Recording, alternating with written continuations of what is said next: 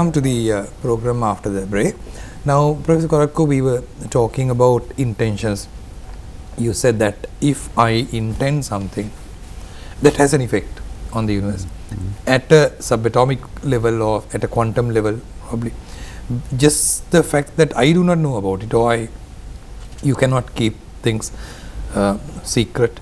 Okay, my intentions affect other people, and maybe the ruler of the country, because in our traditions, in our culture, we say if the ruler is a righteous ruler, the whole country becomes prosperous. Now we thought, in fact, at least I thought, these are okay, spiritual statements which might or might not be true. Okay, but how can it, from a rational point of view, from a scientific point of view, there is no sense in that. The ruler becomes a righteous person, a good person, well-meaning person, the whole country becomes prosperous. Is there some truth to it? Absolutely. And I can give you explanation how we study this from experimental point of view and from conceptual point of view. So from experimental point of view, we had many experiments now when people were sending their intentions, their emotions to water standing in our lab. So we have a sample of water in a glass, in a jar, and it is interconnected to the instrument, measurement instruments. We have background level, and then people send emotions. They may be in adjustment room, they may be in other country, they may be in other part of the world. This doesn't matter. So if they send intentions, emotions, then water changed its property. And it doesn't change its chemical content, it changes its structure. And we had experiments with individual people. We had experiments with people from all over the world, organized by internet. In any case, it was significant effect. But what does it mean? We are water, 70% of water. And all our cells, they are in liquid.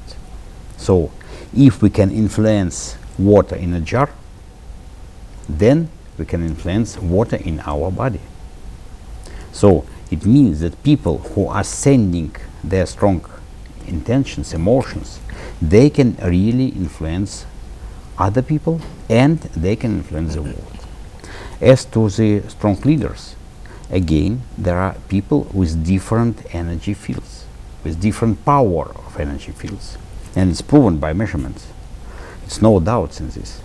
There are ordinary conventional people and there are outstanding people. So if those outstanding people rule the country, then with their strong energy field, with their strong intentions, they can really influence tremendous group of population. And we have this same idea explained from a quantum point of view. Now we have a new branch in quantum science, branch based on remote interconnections on quantum level. And again, by the end of 20th century, it was proven that all particles, they are interconnected. It's proven now. And it is new branch of quantum physics, and it is based on the so-named Einstein-Podolsky-Rosen equations. So it was first proposed by Einstein as very unclear idea. So he was, for him it was unclear how it is possible to have interaction in different parts of the world. But then again, as I've told, by the end of 20th century it was proven, and now this is the basis of new quantum computing. It's coming new line. It's the basis of quantum cryptography, again it's coming new line, and this is the basis of conceptual understanding of consciousness. So our consciousness operates on quantum level. This is the most acceptable idea at the moment. This way, with our quantum systems, we are interconnected. So we influence each other. So the question is, why is it, if it is so, why are not people living in quiet and peaceful life? Exactly. That's a question that I would like to ask. Yes, absolutely. It's absolutely a logical question. But we have billions and billions of people in the world. And a lot of people, they have anger, they have frustration, they have disappointment, they have negative envy, they have negative emotions to each other. It is very, very common in the world. And that's why, by influencing each other, they destroy not only themselves, not only other people, but environment as well. And that's why I am so devoted to Buddhist philosophy, because this philosophy gives you understanding of peace. First of all, peace of your mind, peace of your spirit, of your consciousness. And then that's why people who are devoted to Buddhist philosophy, they create absolutely different environment around themselves. And that's why I like so much to be here in Sri Lanka. Being here, I feel this. I feel this not only in people we communicate with. I'm very glad to hear that. We are honored. Professor Korotkov, now I want to ask you a very fundamental question before getting on to very high level things. Now you said water can be influenced by our thoughts, even if we are not close by. Now, okay, it's a very, it's something that we Asians, I believe we have holy water, we have Zamzam, even in Muslim tradition, in Buddhist tradition, we know, in the sense, know within inverted commas, that these things retain some spiritual power or energy or something, some quality in it. But you say, as a scientist who, without any such belief, as a research scientist, you say that water is influenced by thoughts of people, and water retains that as memory. Is water intelligent? Absolutely. No, we never tell that water is intelligent. But water is a fundamental source of life. Without water, life is impossible. And water is the essence of our biological life.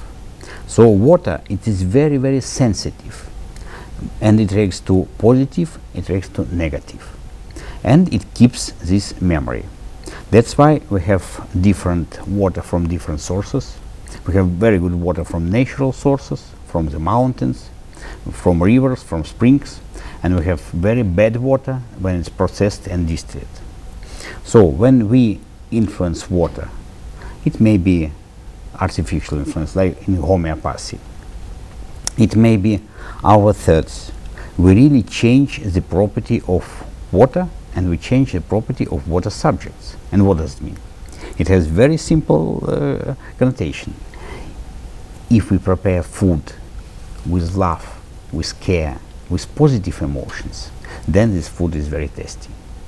If we prepare food with neglectance, with anger, this food is very bad. And you know that as I know, in Buddhist tradition, when people make food, they need to have very good positive mood. Of course. And it's a really deep Oriental tradition. Yes. That's why we like so much having curry here, recent curry here in Sri Lanka. In good places, it is really very tasty. But if food is done with anger, with negative, it may be even poisoning. Okay. And Professor, I would like to once again take you off at a tangent.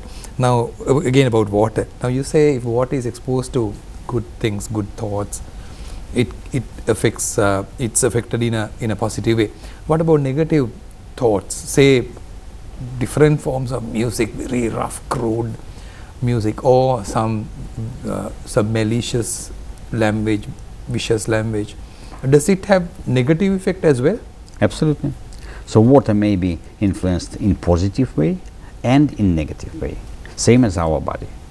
That's why we have very good and its traditions. It's very ancient traditions. What does mean good music?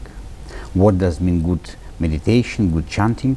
And what does mean negative? So always it was known for centuries.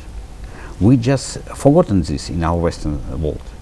We neglect this, and now we are coming back to origins. We are moving on spiral, coming back to what was said by Lord Buddha many centuries ago.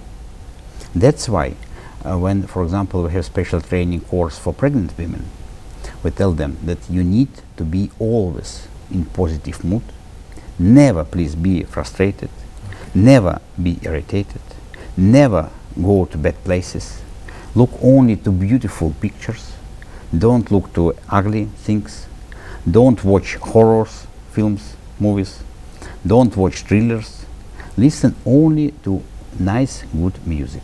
Then it has very clear influence to a baby. Then baby would be healthy and calm. So this I thought was traditional wisdom. So now you say that it's the wisdom, even scientific wisdom. Yes, absolutely. I'm very glad to hear that. And one of our aim of all our research, what we are doing, to prove that all these ancient traditions, they have very deep meaning, that it may be proven by scientific instruments, by scientific technology. And it's not only our laboratory, of course, it's a great movement all over the world. So all the world is moving to more healthy life, to more spiritual life. Not only to take care of our material body, but to take care about our spirit, about our soul. And then it really makes life full and interesting. Yes, we'll take a little commercial break before I ask you another very important question.